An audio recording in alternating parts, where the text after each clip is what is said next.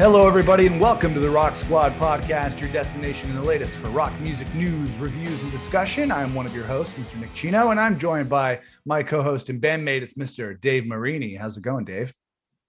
Hey, Nick, how's it going? Hey, before we get started, make sure you go to the bottom of the page, you hit subscribe, you like the video, you comment on the video, and also, if you haven't already, check us out on Instagram, check us out on Twitter, check us out on Facebook. And if you don't know already, we play in a rock and roll band called Fools Union, foolsunion.com, for everything you need, all the merch. Also, Instagram, also Facebook, also Twitter. Nick, how are you, my friend? I'm doing all right. Just hanging out here. Got my vaccination. I know we kind of give an update on this every week, but I got the vaccination, my first shot scheduled for Saturday. So we are on the road to rock, as they say. We one day we'll rock together. We'll go to a concert. I can't wait. Are you on the Pfizer train? What did you get? I think it might be Moderna. Moderna. Oh, shit. Pretty excited. Yeah. You know, it's eventually okay. we can see each other in person. That's only ear bleed and permanent erection. Well, you know, that's okay. I don't mind walking around with a rage boner all day. Could be worse. Could be way worse. All right, let's give the folks a rundown of how we do things here on the Rock Squad podcast. We're going to get to tonight's headliner topic coming up, which is that Broco have announced their fourth studio record called Amazing Things coming out in September. We'll talk about that. We're going to talk about Lollapalooza 2021 coming back to Chicago this July, which is awesome because obviously the United States is well on the way to rock more than we are here in Canada. We can talk about Green Day and Weezer and Fall Out Boy rescheduling the Hella Mega Tour after 2 years of delay, and it's not coming to Canada anymore. And we're going to be talking about the new record from Manic Street Preachers that they announced called the Ultra Vivid Lament. That's going to be coming up on our opening act topics. But first, let's do a little sound check. There's a rock album review up on the channel right now for the new Black Keys record, Delta Cream, which is a tribute. It's basically a cover album of Mississippi Hill Country Blues songs. Dave, have you had a chance to check out this Black Keys record yet? I've checked out most of it, actually. I really dig it. I kind of fell off the Black Keys for a little bit. Me too. And it just, it's kind of the same old kind of situation. And I actually, I checked out about 3/4 of the record, and I dig it. Really, like, back home bluesy stuff with real simple blues too, like real Howlin' Wolf kind of blues, like nothing, like, just how you feeling and how are you feeling and how you playing your guitar, like that kind of stuff. And I think it's cool. I think that's that band's wheelhouse anyways. So to hear them like really double down and like, oh yeah, we could do this all day long. And I really something they're doing that's cool on it too, to kind of make it feel so much more authentic old school blues, is a lot of their drums come in sloppy, like on purpose. Yeah, like, a little bit like, loose. Like into the pocket. And I thought it was really cool. I think they're paying homage really well. Yeah, for sure. Well, that's what you said. Cool. That's kind of how I described it in the review. It's one of those records that you kind of sit back and you have a nice cold drink while you're listening to it. You put your shades on, you're feeling really cool. Sure. And as far as us as musicians, we don't really do much blues right now, but I mentioned in the review that we used to be in a band called the Mississippi Kings, which is strange for a bunch of white dudes from Canada, but it worked at the time because we were really into blues at the time: soul music, R&B, blues, jazz. So a little bit of blues goes a long way for me personally, but we do have quite a bit of blues in our musical history as musicians as well. We've done our fair bit of the blues.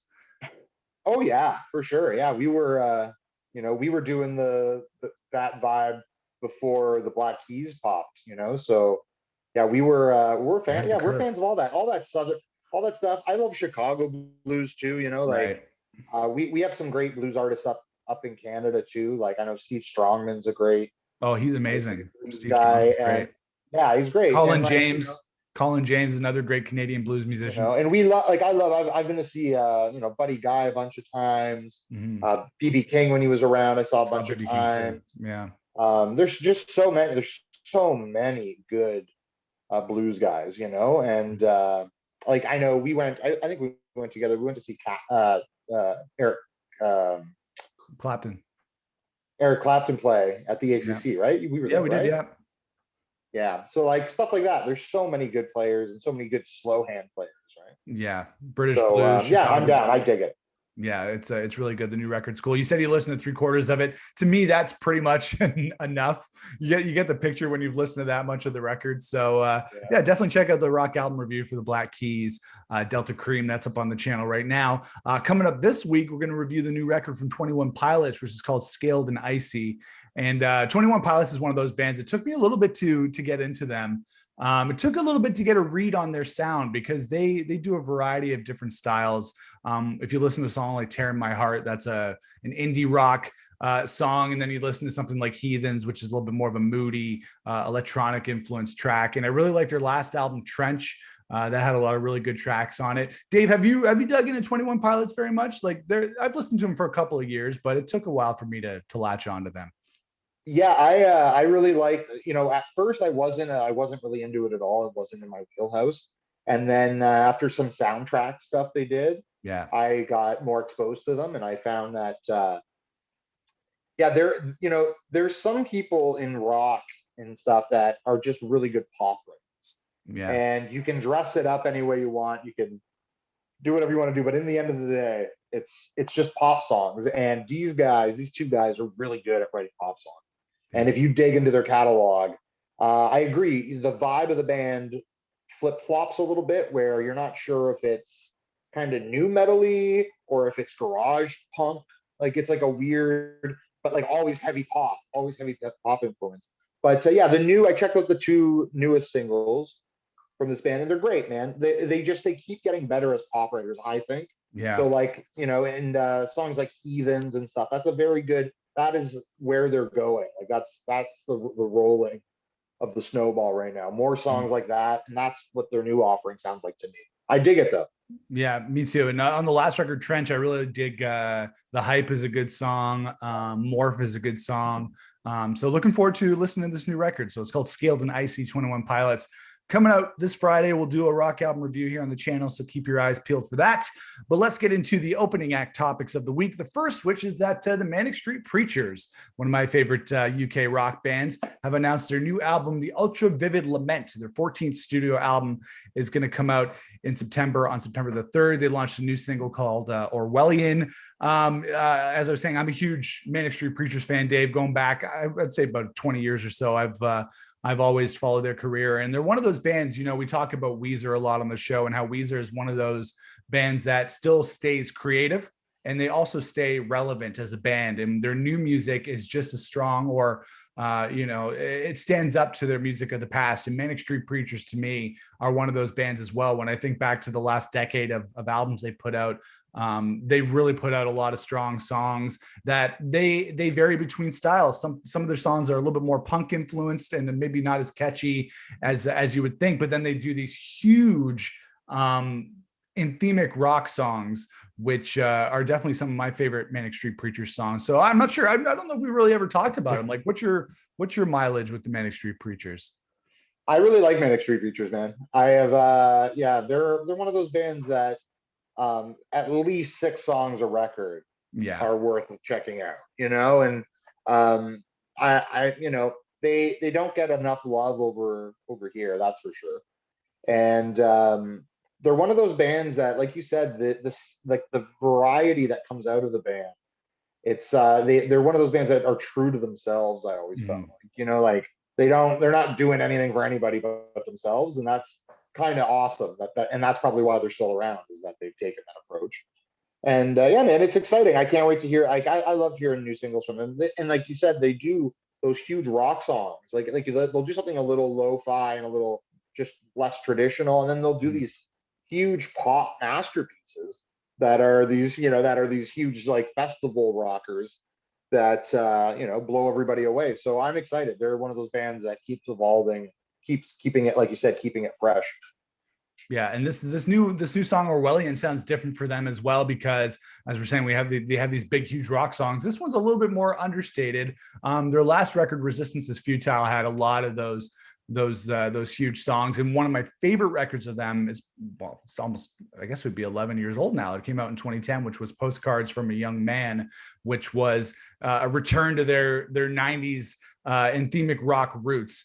And when you think about great guitar players, James Dean Bradfield of the Manic Street Preachers doesn't get a lot of credit for his guitar playing, but he's an incredible lead guitar player. When you listen to a lot of the Manic stuff, he's so versatile, and he can mix together really soft acoustic sounds, and then he can rip it like Slash. There's a strong Guns N' Roses thematic idea running through the Manic Street Preachers. So I'm really excited. It's been 3 years since the last record, so I'm really looking forward to it. And it's coming out on September the 3rd. It's called the Ultra Vivid Lament, and hopefully it lives up to the past Manic Street Preacher stuff. I'm pretty excited.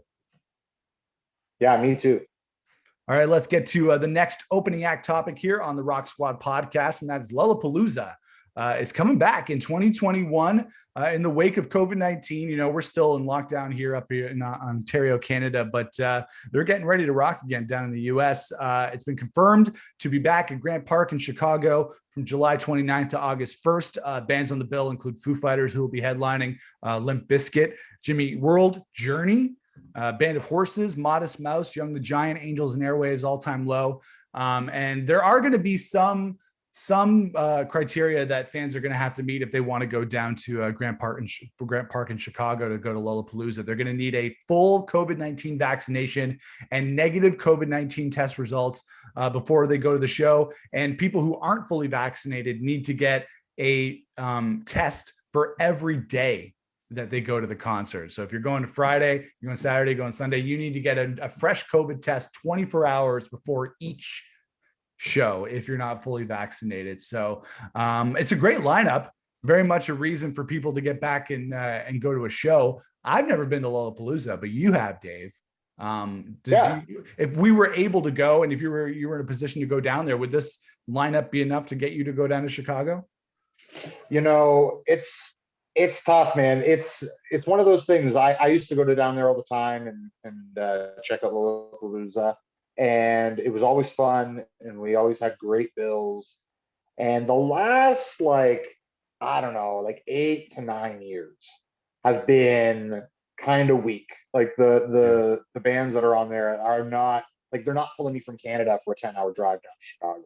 Yeah, you know what I mean. The last time I was there, the Foos were there. It would take something big. It would take like a Rage or the Foos or somebody like that I'm really diehard for to get me out there. But it's an amazing time, and if no one's ever been to Lollapalooza at Grant Park, the park's right on Lake Michigan, and it's right on Michigan Avenue, and you can stay on Michigan Avenue in a beautiful hotel and walk across to the park and take breaks through the day. It's a beautiful experience. And I would love to go back, and I can't wait. But then, the passport thing, I think that's what's going to happen now. We're just going to have to adapt to this, whatever they want, whatever keeps people safe, but allows things to go on, has to be, for sure, have to be put in place. Yeah, definitely. And I understand. I wouldn't mind providing that information to go down to a concert. The funny thing about it is that look, one thing I missed about concert posters that Lollapalooza reminded me of today is when you look at the concert poster and it's like reading an eye chart, and they do this for everything: Coachella, Lollapalooza, everywhere. So you got the big names at the top, and they just progressively get smaller as you go to the bottom. And I often wonder, do other bands, the ones that are on the bottom, do they feel slighted by this? Obviously they're on the lower rung of the band, so they might not be Foo Fighters or Jimmy Eat World, but it's just so hard to read once you get to the bottom. It makes me wonder, what's the point of listing every single band on the bill, because they're going to be barely legible at the bottom. Yeah, it's one of the, when you have these super 3-day shows, it's ridiculous. On my wall right now, I have a Lollapalooza 20th anniversary poster, and there's like 200 bands, and it's like in a space this big, So it's one of those things. I think what it is that if you're gonna go, you're gonna want to have it. You know what I mean? Yeah. Kind of thing. As a band, we've been on bills where we're not on the top bill for sure, and I don't know. Sometimes it's just fun to be on a bill with some of your heroes. Yeah, even when you get down to the bottom and you can barely see it, it's like Fools Union right at the bottom. And Can't you see yeah, us? And there's no way that you're going to be able to see all those bands in one weekend anyway. Yeah, but yeah, there are so many random bands. Every time I read these posters, I'm just like, how can there be so many random bands that I've never heard of? But we're though, in a random band that nobody's ever heard of too. So in their defense, the programmers at Lollapalooza do set it up in a way that you experience bands that you wouldn't normally experience. So like, by the way they program the festival, like you'll be waiting to see like Portugal the Man, and they'll have like somebody that you wouldn't have gone to see opening for the Portugal Man, so you catch the end of their set. And like I've been turned on to a lot of bands that way. Like I got into the Silver Sun Pickups, catching the end of their set before the Whalers. Nice. You know what I mean? Like there I'm you sitting go, there waiting for the Whalers, where everybody's rolling joints and drinking beers, and I got to see the Silver Sun Pickups, and I was like, who the hell are the Silver Sun Pickups? And by the end, I was like, these guys are great. They're a great rock band. Same thing happened to me with Cold War Kids too. I was waiting for OK Go, and Cold War Kids were on. They don't get up in. I think maybe I had seen like one late night show or something. But sometimes you get those gems, where you luck out. Yeah, so Lollapalooza is coming back in 2021. Obviously, we can't go this year, but it's going to be a good one, and we're looking forward to eventually going back to a festival. It's been quite a while since. I guess we played a festival a couple years ago when we played What the Fest in Brantford. We played that one, and that was pretty cool as well. So we'll get back to a festival eventually, whether it be on stage or in the audience. I feel like I'm not usually the type to go into the pit. I'm usually the kind to stand back and just enjoy the show. But man, I feel like I'm gonna get back in the pit when shows come back. I'm gonna rage, man. It's gonna be amazing. Me too, man. I'm getting the leathers out and getting the spikes on my collars. Yeah. Shit's going down. I know. I'm going to beat some people up. That's what I'm going to. Peaceful.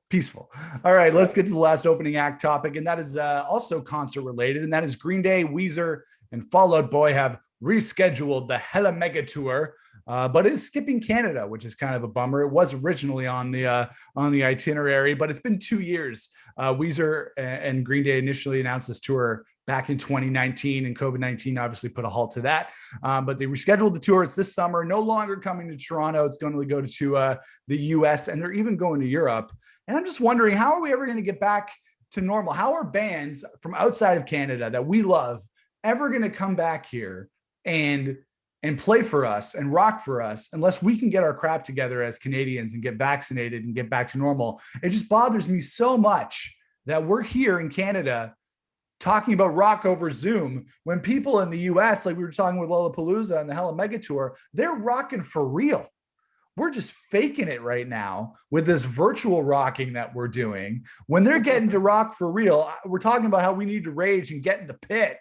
How am I going to get in the pit if the bands don't even come here? If you book them, they will come, but they will not come if we're not vaccinated. So I would have gone to this tour, I think, if they had stayed with their show in Toronto, but it's not going to happen. And now I'm cranky. Me too, man. Fuck these people. Come up to Canada. Yeah. Let's just run the boat. They don't know the trick. Everybody knows that if you want to get into Canada right now, you got to walk over. Yeah. So get your fucking guitar, put it on your back, go to the border, get off in Buffalo, Shoelace Express right across the border. Yeah, Rivers, Billy Joe, Pete Wentz. They love their fans. Come on. Yeah. This is a good lineup, though. That's a great lineup. I would have gone for sure. And if I wasn't going before, after all this bullshit, I definitely would have gone. You know? Question though. Yeah. Would you, if you went to the show, would you skip Fall Out Boy? If not skip, would you? I like Fall Out Boy, but whatever. I don't need to see them live.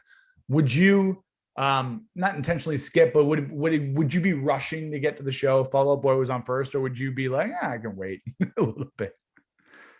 Yeah, I probably wouldn't be there for the beginning of Fall Out Boy. Like, that's a long night. Like, those bands are going to play like 2 hours each. Yeah. And you know what I mean? So like, what if Fall Out Boy went on last? Who would go on first? What would the order be? Fall Out Boy's going on first, I'm Yeah. sure. For And sure. but then who's going on? Who's headlining? Would it be Weezer or Green Day, or would they alternate? I would think Weezer. You would think Weezer? I don't know. Okay, maybe Green Day. Now I don't know. You're making me doubt myself now. I don't know. I would think that Green Day would be the headliner, but you know, who do I like more?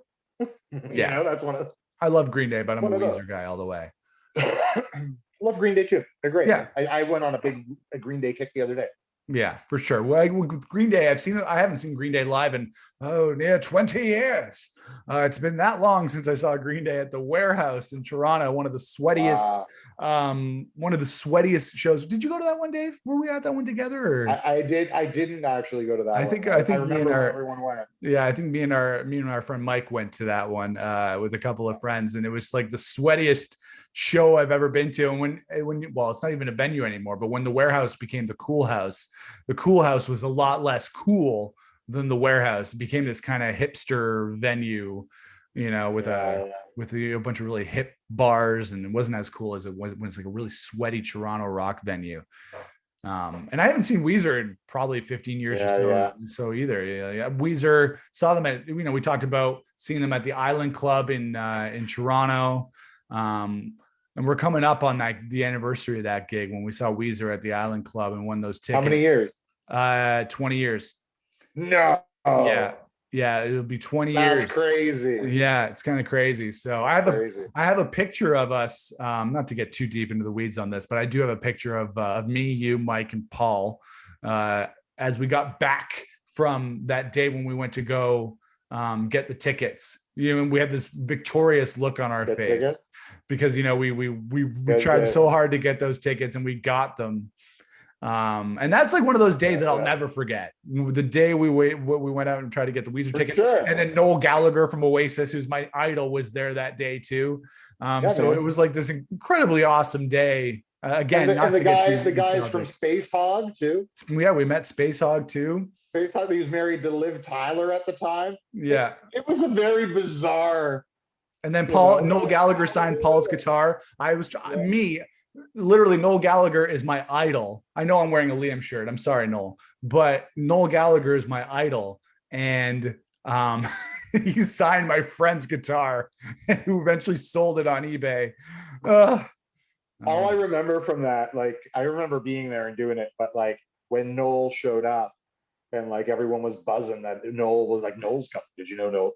Hey, I think Noel's coming. And we got like the radio station got really hot for a little bit. Yeah. And then when they pulled up, he had this big bodyguard and you couldn't really even see Noel. He's such a tiny little dude. Yeah. And he was so hungover.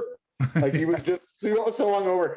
It looked like, and the bodyguard had his hand like on his back. Yeah. Like kind of shuffling him through the crowd. And he was so little and so hungover that it looked like the bodyguard was just walking him, like picked him up and just through the crowd. And I remember they plopped him down and he turned around and he was like, hello, everybody. Yeah.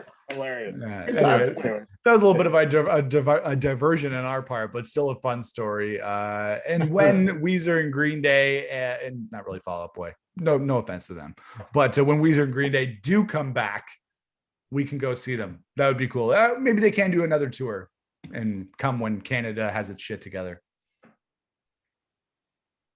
Sure, man. Yeah, I'll go see Weezer again. I love Weezer. Then we can create more memories, more Weezer memories, like it was 20 years ago. All right, those are our opening act topics of this week. Let's get to this week's Rock Squad headliner topic, and that is Dom Broco, UK rockers, one of our favorite bands, well represented here in the rock room. Dom Broco have announced the follow-up to Technology. Their fourth studio album called Amazing Things comes out in September. They released a new track called Manchester Super Reds #1 Fan. Dave, we haven't really talked about too much about Dom Broco, but they're one of those bands that in the last couple of years that we've both gotten really into and become one of our favorite rock bands on the planet right now. Technology, for me, is probably one of my favorite records of the last decade. I would put it in my top 5 of my favorite records from the last decade. I think these guys are fantastic. And this new song is cool as well. It's not different for them because it's very similar to Action and Half Man, Half God. We were talking about those singles before we started recording the show. It's very aggressive. It's almost hip hop like in a way. It's like hip hop meets rock. I don't know if this song would be for everybody because it is very different. It is very aggressive. Maybe not quite as catchy as some of past Don Broco songs, but I love it. It's crunchy. It's punishing. It's super heavy, and I think it's a super cool track. Yeah, man, they're one of those bands, like they've changed so drastically, but in all the right ways over the last like 8 years. Like when Automatic, that record came out, they were, they were kind of like, their vibe was like kind of clean cut schoolboy Yeah, rock. very poppy, very Like polished. right, like so it was poppy and polished, but still it had all those elements that we like the melodies and the cool harmonies and the just thinking outside of the box as a pop writer. That's something they do really well. And they've transitioned into more of a, like with technology, kind of more into the electronic hard rock world and almost into the metal scape. And now with the new Yeah. stuff, they've seemed to add this kind of industrial backbone to what they're doing, where it's not unusual to distort some drums, and it's not, and things like you said are punishing, and it's more about the energy behind what's going on as opposed to like a tone almost. It's very interesting. It's a very interesting way of production, but they're still writing super catchy songs. So Yeah. I'm super excited. I really like the new song. I don't think the song's as weird as the video is. Yeah, the video is very weird. They're Yeah. known for having really outlandish videos. So to me, I think like if you just heard the song without the video, it's a little bit more digestible than just watching the video, because the video is like a whole trip on its own. Yeah, the David Beckham stuff meets Star Trek. Yeah. Exactly, right? So it's a lot to take in. You're like, what? You're not quite sure how to feel about it. But I've been listening to this song on repeat for the last like, I don't know, week or so, or since it's come out, and it's awesome, man. And they still have that great hook. They're a great band to get earworms from, where it's just like that 8 bars just over and over and over in your head. Yeah. So ultrasonic people, that's the way it goes. Yeah, and Rob and Matt's vocals, Rob taking that, he takes the a little bit more of that rap, not really rap rock, but he's doing that intense heavy metal stuff, and then Matt has more of that emo vocal style that I dig as well. So it's a nice contrast. When it comes to Don Broco, T-shirt song off of Technology, which is one of the songs that got me into them, I think that's probably one of the best written rock songs in a long time. When I listen to that song, it has all the elements that I look for in a song. It's, we talk about Biffy Clyro a lot, and how when they write songs, they write a really catchy chorus, and then after that, they write an even catchier part to go on top of that. And Don Broco does that a lot as well. And very similar to Biffy, when we talked about Biffy a couple of weeks ago on the show, mentioning that they're this huge UK rock band that when they're in their home country, they're playing to gigantic crowds, arena-sized, stadium-sized crowds. And it's similar for Don Broco. When you look at the T-shirt song video, they're playing to, it might be at the Alexandra Palace in London, but they're playing this huge show. And then a couple of years ago, which was the last show that we went to before COVID hit, which was in October 2019, we saw them at the Hard Luck Bar in Toronto, which is this super tiny, sweaty rock bar in Toronto. And I think you could tell that the band was a little bit, I think it was the last show of the tour, but they were a little bit dismayed by the fact that they were playing such a small place. I think you could tell they were a little bit like, okay, this is cool, but we haven't played a place this small in a long time, which was to our benefit because that was a crazy good show. But you could tell. And then we ran into the band. We were going to get burgers before the show, and then they were across the street. We're like, hey, Don Broco, how's it going? So we've had some cool experiences with them, and it's been awesome that we've been able to see them in such a small venue. Yeah, they're an extremely accessible band. Like we've hung out with we saw them the first time. Rob was standing next to me at the show. Yeah. We were at the back bar, and they're very accessible, and they're super nice guys. So it adds to the fact that their band's so awesome that they're easy to get along with and easygoing people. But yeah, man, they're one of those bands like better and better every time. And I can't wait to hear the record. They're a perfect blend of over the top hard rock, but with that R&B background still. Like it's so bizarre. Like those pop elements are so big in this band, even when they've taken an industrial approach to songwriting. And like I say industrial very loosely because it's just pop. It's all pop, but they've twisted the formula so well that it works for them, you know? Yeah, for sure. I love this track. I'm really excited for the new Don Broco record. It's called Amazing Things, comes out in September. I was wondering when they were going to finally release it because they've been doing so many updates from the studio since Christmas. Before Christmas, they were posting updates from the studio. I'm thinking, when's this thing going to finally come out? And now it's coming out. And so I think this might be one of my most anticipated records of 2021. I'm sure you would agree, Dave. Oh yeah, for sure. 100%. Right on. So that is our headliner topic for this week's Rock Squad podcast. We're going to wrap things up. Before we do, let's get to our tracks of the week. Dave, I you probably put on your tracks of the week as well, but Don Broco, Manchester Super Reds #1 fan. Great song. That's one of my tracks of the week. And also, I don't know if you ever listened to these guys. They're an Australian band called Hands Like Houses. They have a song that came out last year that I've been really into right now called The Water. They're another band, heavy. They started out very heavy. They've softened a little bit in the last couple of years, but they're another band from Australia that I really dig right now. Cool, man. Yeah, I don't know them. I'll check them out for sure. I'll put it on the playlist. My picks are. I was in a big Green Day role this week, so I'm gonna go with When I Come Around, classic, and by Green Day, and Nice Guys Finish Last. Classics, both classics. So if you don't know those songs, or if you only know from American Idiot forward, go check those out. Yeah, go check out Dookie, check out Insomniac, Nimrod, all those pre-American Idiot stuff. I like the stuff they've done since, but obviously you can't replace those first three. And if you do like our track recommendations, make sure you go over to Spotify. We do have a Rock Squad Tracks of the Week playlist up there right now where we compile all the songs that we love and recommend so you guys can rock accordingly. All right, well, that is the end of the Rock Squad podcast this week. We want to thank everybody for watching. Remember to follow us at Rock Squad Pod on Twitter and Instagram. Make sure to check out the audio version of the podcast.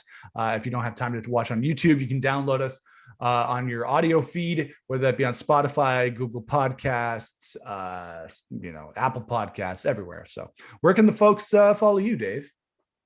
You can follow me Instagram and on Facebook, on Twitter, Red Coast Records. I'm always available. And once again, we play in a band. Fools Union is the name. foolsunion.com for all of our merch. Tour spots and gigs. Maybe one day. Yeah. New pictures, new music. That's where you want to go. Of course, at the end of the show, make sure you go down and subscribe. You hit the like button. You comment. We'd love to hear from you. Until next time, my friend. Rock on, Nick. Rock on, Dave. We'll see you guys next time.